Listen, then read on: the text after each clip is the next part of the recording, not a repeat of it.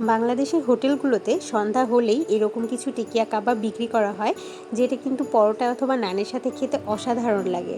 আজকে এই টিকিয়া কাবাবের রেসিপি আপনাদের সাথে শেয়ার করছি একেবারে সহজ পদ্ধতিতে। হ্যালো এভরিওয়ান, সবাইকে জানাচ্ছি ওয়েলকাম, আরও একটি নতুন ভিডিওতে স্বাগতম। Welcome to cook and cook. তো শুরুতেই আমি এখানে নিয়েছি গরুর মাংসের কিমা প্রায় 300 গ্রামের মতো। আর আপনারা চাইলে এখানে গরুর বদলে মুরগি অথবা খাসি দিয়েও করতে পারেন। আর এটা কিন্তু পেস্ট নয়, দেখতে মনে হচ্ছে পেস্টের মতো, কিন্তু এটা অ্যাকচুয়ালি কিমা করাই আছে। 1 কাপের মতো পেঁয়াজ কুচি দিয়ে দিচ্ছি। পেঁয়াজটাকে কিন্তু আমি অনেকটাই কুচি করে নিয়েছি। আর এখানে একটু পেঁয়াজ বেশি হলে কিন্তু আপনার এই কাবাবটা খেতে মজা লাগবে। দিয়ে দিচ্ছি স্বাদ মতো লবণ। দিয়ে দিচ্ছি এখানে ভাজা জিরা গুঁড়া প্রায় 1.5 টেবিল চামচের মতো ভাজা জিরা গুঁড়া আমি এখানে ব্যবহার করেছি।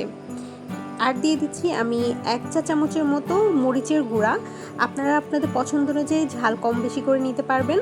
দিয়ে দিচ্ছি 1 চা চামচের মতো ধনিয়া গুঁড়া।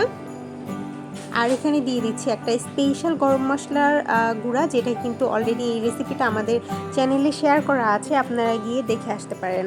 সেটা আমি দিয়ে দিচ্ছি 1 চা চামচ ভরে।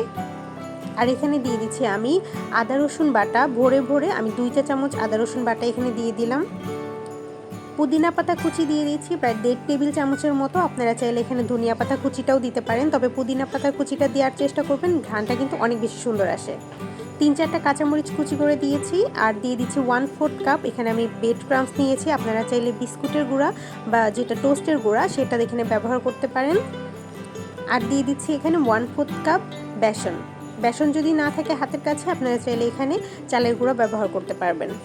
এরপর আমি দিয়ে দিচ্ছি সবথেকে ইম্পর্টেন্ট এবং এই রেসিপির গেম চেঞ্জার, যেটা হচ্ছে সরিষার তেল। 1 টেবিল চামচের মতো সরিষার তেল দিয়ে দিলাম। পরবর্তীতে আমি আরও 1 টেবিল চামচ সরিষার তেল অ্যাড করেছি।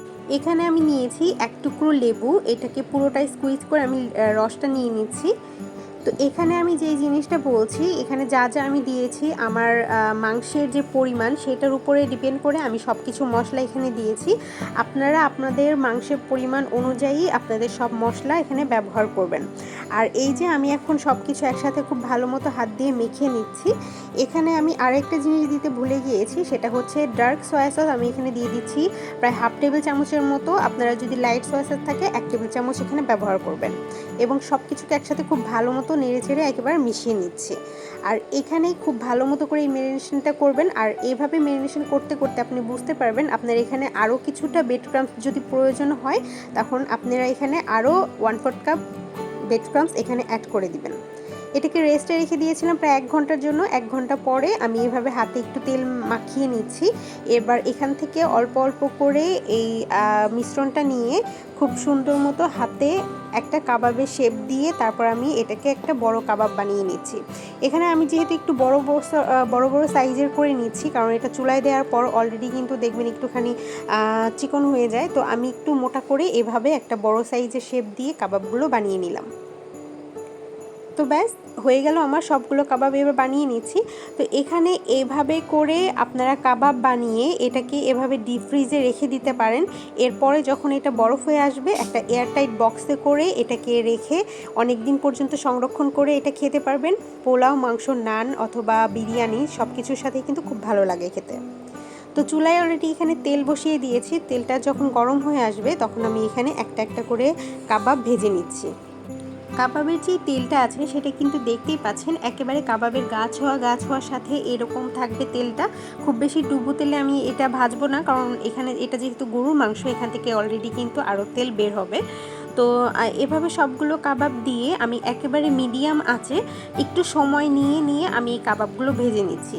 আপনারা চাইলে এই সময় এসে ঢেকে দিতে পারেন, তবে আমি বলবো ঢেকে দিবেন না, কারণ ঢেকে দিলে অনেক সময় মাংসটা ভেতর থেকে যখন সেদ্ধ হতে থাকে আপনার এই যে কাবাবের যে শেপটা সেটা কিন্তু আস্তে আস্তে নষ্ট হয়ে যায়, তো অনেক সময় ভেঙেও যেতে পারে। সো ঢেকে না দিয়ে এভাবে একটু সময় নিয়ে ধৈর্য ধরে একটু ভাজতে থাকবেন। তো এক পাশটা কাবাবের হয়ে গেলে আমি এভাবে আরেক পাশ উল্টে দিয়েছি। আমার এই টোটাল এক বেজ কাবাব ভাজার জন্য কিন্তু সময় লেগেছে মিনিমাম আধা ঘন্টা। তো একটু বুঝতেই পারছেন, যেহেতু গরুর মাংস একটু সময় নিয়ে ভাজলে আপনার মাংসটা ভেতর থেকে কিন্তু অনেকটা সেদ্ধ হয়ে যাবে, আর আপনার কাবাবটাও কিন্তু একেবারে ভেতর থেকে উপর থেকে ক্রাঞ্চি থাকবে, ভেতর থেকে একেবারে সফট হয়ে আসবে। তো আমার কাবাব ভাজা শেষ, এবার আমি পরিবেশন করে দিচ্ছি। তো খুবই ইজি এই কাবাবটা বানানো, একেবারে কোনো হ্যাসেল নাই, কোনো কিছুই নেই। জাস্ট আপনার কিছু উপকরণ আপনার যদি বাসায় থাকে, আপনি চাইলে ঘরোয়া উপকরণ যেগুলো সেগুলো দিয়েই কিন্তু এই মজাদার কাবাবটা বানিয়ে নিতে পারছেন পরোটা অথবা নানের সাথে, সন্ধ্যার নাস্তা, বিকেলের নাস্তা, অথবা আপনারা চাইলে এটা বিরিয়ানি অথবা পোলাওর সাথেও কিন্তু সার্ভ করতে পারেন। তো কেমন লাগলো আজকের এই রেসিপিটা অবশ্যই কিন্তু আমাকে জানাতে ভুলবেন না। আর দেখতেই পাচ্ছেন কাবাবটা কিন্তু উপর থেকে যতটা না ক্রাঞ্চি হয়েছে, ভেতর থেকে কিন্তু একেবারে নরম তুলতুলে জুসি হয়েছে। আর এটা খেতেও কিন্তু আলহামদুলিল্লাহ অনেক বেশি মজা হয়েছিল। তো যাই হোক, আজকের মতো এখানেই শেষ করে দিচ্ছি। অবশ্যই যারা নতুন দেখছেন তাদেরকে বলছি সাবস্ক্রাইব করে তারপরে কিন্তু আমার পাশেই থাকতে হবে। দেখা হচ্ছে নেক্সট ভিডিওতে। আল্লাহ হাফেজ।